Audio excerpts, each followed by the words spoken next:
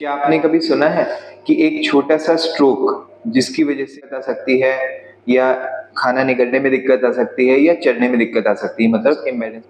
Yes, हाँ, ऐसा हो सकता है। इसको कहते हैं लेटरल मेडुलरी सिंड्रोम यानी कि वेरेनबर्ग सिंड्रोम।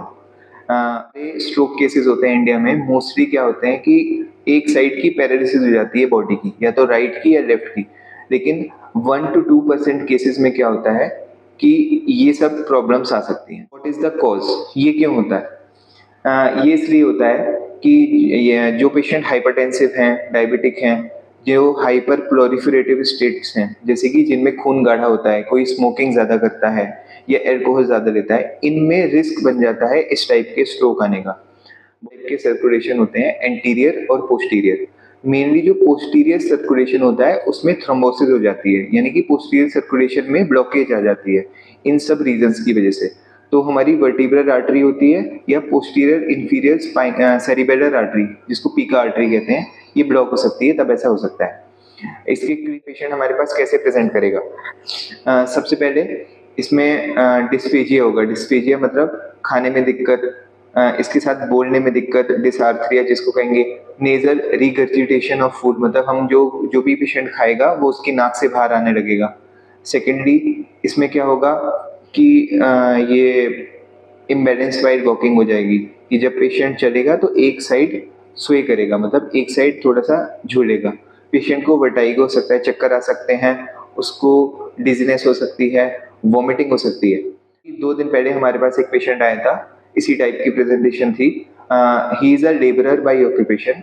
वो जब अपना काम कर रहा था सडनली वो नीचे बैठ गया, तो ड्यू टू वर्टाइगो उसको चक्कर आए, वो नीचे की तरफ बैठ गया। जैसे ही उसने उठने की कोशिश करी, he can not maintain his balance, वो लेफ्ट साइड में अपना थोड़ा सा झूलने लगा। He was then carried away by 2 to 3 attendants to the hospital.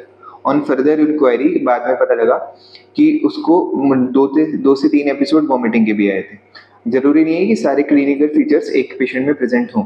उसका एक फेस भी एक साइड से नम था, मतलब एक साइड फेस में उसको सुनपन हो रहा था, सेंसेशन ज्यादा पता नहीं लग रही थी, और opposite side of the body में सुनपन हो रहा था, मतलब इस साइड फेस में, इस साइड बॉडी पे। We ordered for a MRI brain. तो व्हाट इज द डायग्नोसिस? कैसे आप डायग्नोस? सबसे पहले तो अगर पेशेंट विद इन 6 आवर्स आया है तो ही सीटी में इन्फार्क्ट का पता लगेगा, मतलब क्लॉटिंग का पता लगेगा। अगर पेशेंट थोड़ा सा लेट आया, we have to go for direct MRI brain with DWI sequencing. इसको ट्रीट कैसे करेंगे? इफ पेशेंट्स कम, हमारे पास 4.5 घंटे से थ्रोम्बोलिसिस का ऑप्शन दे सकते हैं, यानी कि जो क्लॉट है, क्लॉट को बस्ट करने की, क्लॉट को तोड़ने की दवाइयाँ कुछ रहती हैं, वो उसको ऑफर करी जा सकती हैं। सेकंड है एंटीप्लेटलेट, मतलब खून गाढ़ा जो रहता है उसको थोड़ा सा डाइल्यूट करने की दवाइयाँ रहती हैं। सेकेंडली स्पीच थेरेपी, पेशेंट को बोलने की थेरेपी थोड़ी सी देंगे। इसके बाद अगर पेशेंट को सीवियर डिस्फेजिया है, मतलब उसको खाने पीने में दिक्कत है, तो उसको राइल्स फीड डालनी पड़ेगी, नाक के थ्रू एक ट्यूब होती है वो डालनी पड़ेगी, तब उसको प्रॉपर फीडिंग करवाएंगे उससे। बच सकते हैं।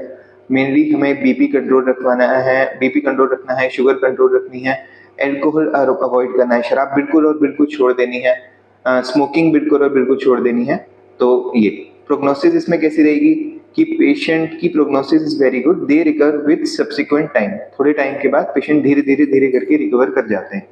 तो if you like the video interesting, please do like, share and subscribe for other more interesting neurological cases. Thank you.